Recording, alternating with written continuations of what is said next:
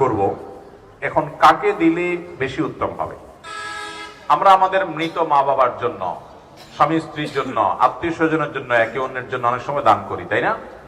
এই দানের টাকা সবচেয়ে বেশি কাকে দিলে উত্তম হবে, এ ব্যাপারে নবী করিম সাল্লাল্লাহু আলাইহি ওয়াসাল্লামের হাদিসের দিকে তাকালে আমরা দেখতে পাই দানের জন্য সবচেয়ে উত্তম হলো নিজের রক্ত সম্পর্কীয় কোনো আত্মীয় স্বজন যদি অভাবী থাকে তাদেরকে দান করতে হবে। তাদের হক এবং অধিকার সবচাইতে বেশি। নবী করিম সাল্লাল্লাহু আলাইহি ওয়াসাল্লাম বলেছেন, আস-সাদাকাতু আলাল মিসকিনি সাদাকাহ। একজন অনাত্মীয় ও গরীব অভাবীকে দান করলে শুধু সাদাকার সওয়াব পাবে, দানের সওয়াব পাবে, কিন্তু ওয়াস-সাদাকাতু আলা যিল কুরবা সিলাতুন ওয়া সাদাকাহ। যদি তুমি আত্মীয় কোন গরিব হয়, সেই গরিব আত্মীয়কে দান করো, তাহলে তুমি দুটি সওয়াব পাবে। এক হলো আত্মীয়তার সম্পর্ক রক্ষা হলো, সেটি একটি সওয়াব, আরেকটি হলো দানের সওয়াব। এজন্য আপনি কোন দান, কোন দাক্ষিণা, কোন আপনার সাদাকা যদি করতে হয়, এর জন্য সর্বাধিক হকদার হলো আপনার রক্ত সম্পর্কীয় কোন আত্মীয় যদি অভাবী হয়। ধরুন আপনি নিজে প্রাপ্তবয়স্ক, আপনার প্রাপ্তবয়স্ক ভাই আছেন অভাবী, তাহলে ভাইকে আপনি অগ্রাধিকার দিবেন। আপনার বোন আছেন অভাবী, তাদেরকে অগ্রাধিকার দিবেন। ভাতিজা ভাতাজি অভাবী আছে, তাদেরকে অগ্রাধিকার দিবেন। আপনার চাচা ফুপু গরিব আছেন, তাদেরকে অগ্রাধিকার দিবেন। এরকম লোকদেরকে, রক্ত সম্পর্কে আত্মীয় স্বজনকে অগ্রাধিকার দিবেন। এর মানে আবার এটা না যে শুধু তাদেরকেই দিবেন আর কাউকে দিবেন না, এদেরকে অগ্রাধিকার দিবেন, এদেরকে আগে দিবেন, এরপরে বাকিদেরকে দিবেন। এটা হলো সবচেয়ে উত্তম।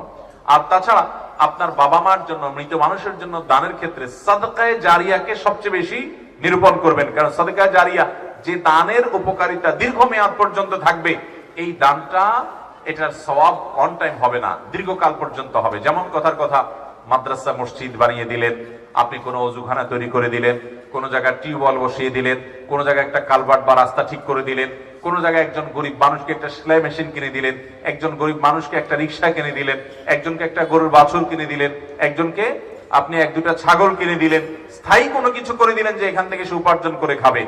অথবা আপনি একটা গাছ লাগালেন, কয়েকটা গাছ লাগালেন, সেগুলো যদি পরিচর্যা করে বড় করতে পারেন এবং বলেন যে আল্লাহ, এই গাছ লাগানোটা ইবাদত, আমরা অনেকে জানি না, এই ইবাদতটা, এই নেকামলটা আমি করলাম আমার মৃত বাবার থেকে, মায়ের তরফ থেকে, তো এটা হবে তার জন্য সবচেয়ে উত্তম। অন টাইম ইবাদতের চাইতে সাদকামূলক বা সাদকা জারিয়ামূলক ইবাদত, এটা মৃত মানুষের জন্য অনেক বেশি উপকারী হয়। আল্লাহ আমাদেরকে আমলের তৌফিক দান করুন। এরপরে প্রশ্ন হলো, চুল দাড়িতে যে সকল মেহেদির রং লাগানো হয় তা জায়েজ আছে কিনা? কালো কালার এবং মেহেদির কালারের পার্থক্য কি? এ ব্যাপারটি একটু খোলামেলা আলোচনা চাচ্ছি। ধন্যবাদ প্রশ্নকর্তাকে। চুল এবং দাড়ি এগুলোতে যদি পাক ধরে যায় বা সাদা হয়ে যায়, সেটা কোনো অসুস্থতার কারণে হতে পারে, বয়সের কারণে হতে পারে, যে কারণেই হোক না কেন। নবী করিম সাল্লাল্লাহু আলাইহি ওয়াসাল্লাম বলেছেন, গায়রু হাদা শাইব, তোমরা তোমাদের চুল দাড়ি যে কালো সাদা হয়ে যায়, এগুলোর এই সাদা কালারটাকে পরিবর্তন করো। এই সাদা কালার, দবদবে সাদা কালার না রেখে এটাকে অন্য কালারে পরিবর্তন করাটা অধিকতর উত্তম। যদিও এটা ফরজ ওয়াজিব না, সাদা কালার রাখলে কোনো গুনাহ হবে না, কিন্তু নবী সাল্লাল্লাহু আলাইহি ওয়াসাল্লাম এর পরামর্শ এবং সুন্নাহ হলো এটাকে পরিবর্তন করো। কিন্তু কোন কালারে পরিবর্তন করা যাবে কি যাবে না সে সম্পর্কে নবী সাল্লাল্লাহু আলাইহি ওয়াসাল্লাম বলেছেন, ওয়াজান্নিবুস সুওয়াদ, যে কালারই করো না কেন কালো কালার থেকে বিরত থাকো। নবী সাল্লাল্লাহু আলাইহি ওয়াসাল্লাম নিজে মেহেদি ব্যবহার করেছেন। এজন্য ভাইরা, চুলে দাড়িতে মেহেদি ব্যবহার করা যায় এবং উত্তম। এর মধ্যে আর্টিফিশিয়াল যে মেহেদিগুলো পাওয়া যায়, টিউব মেহেদি যেগুলোকে আমরা বলি, এগুলো ব্যবহার করতে পারেন, কোনো অসুবিধা নেই। এগুলো ব্যবহার করলে কোনো সময় দেখা যাবে যে ত্বকের উপর থেকে একটা আলাদা আবরণ পড়ে গেছে, সেটা হয়তো ঝরে ঝরে পড়ে যাচ্ছে, তাতে অসুবিধা নেই। কারণ এটা হয় অনেক সময় অ্যাসিডের কারণে, সেখানে কিছু কেমিক্যালের কারণে আমাদের চামড়ার উপরে যে পাতলা একটা লেয়ার থাকে, ওইটা অনেক সময় পুড়ে যায় বা পড়ে যায়, তো ওইটার কারণে কোনো অসুবিধা নেই। কিন্তু ন্যাচারাল ব্যবহার করতে পারলে স্বাস্থ্যের জন্য সব দিক থেকে সবচেয়ে ভালো হয়।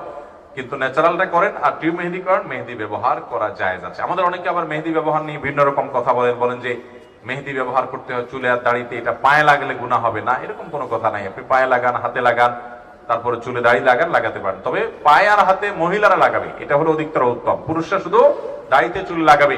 নবী করিম সাল্লাল্লাহু আলাইহি ওয়াসাল্লাম এর কাছে কোনো মহিলা কোনো কিছু পর্দা থেকে দিয়েছেন বা নিয়েছেন, তার হাতে মেহেদি ছিল না, নবী সাল্লাল্লাহু আলাইহি ওয়াসাল্লাম বলেন, কি পুরুষের হাত না মহিলার হাত? বলি, ইয়া রাসূলুল্লাহ, মহিলার হাত। তখন নবী সাল্লাল্লাহু আলাইহি ওয়াসাল্লাম বলেন, মহিলার হাত আবার মেহেদি নাই কিভাবে? তার মানে মহিলারা মেহেদি ব্যবহার করবেন। সাজগোজ করার এই রাইট, অধিকার মহিলাদেরকে শরীয়ত বেশি দিয়েছে, পুরুষরা শুধু চেয়ে চেয়ে থাকবেন তাদের দিকে। কথা বুঝতে পারছেন? কোন ব্যক্তি যদি কবিরা গুনাহ করতে করতে মারা যায়, তওবা করার সময় ছিল, সে করেনি, আল্লাহ যদি তাকে জাহান্নামে দেয়, সে কি কোনোদিন জাহান্নাম থেকে বের হতে পারবে? অথচ কোরআনে সূরা সিজদা আয়াত নম্বর 20, সূরা জুমার আয়াত নম্বর 19, সূরা আলে ইমরান আয়াত নম্বর 24 ও 25 আল্লাহ পাক বলেছেন যে এরা কোনোদিন জাহান্নাম থেকে বের হতে পারবে না। আপনার মতামত জানতে চাই ভাইরা আমার। আল্লাহ বলেছেন তারা কখনো জাহান্নাম থেকে বের হতে পারবে না, এই কথা আল্লাহ বলেন নাই। কোরআনে এরকম কোনো কথা আল্লাহ তাআলা বলেন নাই। আল্লাহর কথা হিসাবে কোনো কথা যখন কোট করব আমরা, তখন খুব সাবধানতার সাথে কোট করতে হবে।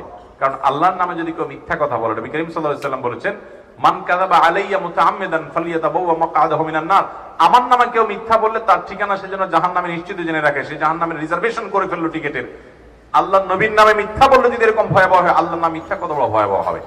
এবার আসি মূল জায়গায়। যে আয়াতগুলো কোট করেছেন প্রশ্নকর্তা, সেগুলোতে বলা আছে খালিদিনা ফিহা বা এই জাতীয়, অর্থাৎ যেটার অর্থ হলো জাহান্নামে যাওয়ার কথা বলে আল্লাহ বলেছেন সেখানে সে চিরকাল থাকবে।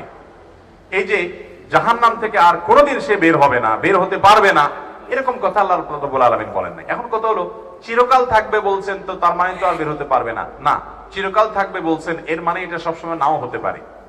আমরা যাবজ্জীবন বলি না, যাবজ্জীবন। এই যাবজ্জীবন এর মানে সব সময়, সব ক্ষেত্রে, সব দেশে, সব সংবিধানে কিন্তু এই না যে একবারে মৃত্যু পর্যন্ত, এটা লিমিটেড টাইম, এটাকে অনেক সময় যাবজ্জীবন বলা হয় অনেক ক্ষেত্রে, আবার কোন কোন ক্ষেত্রে আমৃত্যু।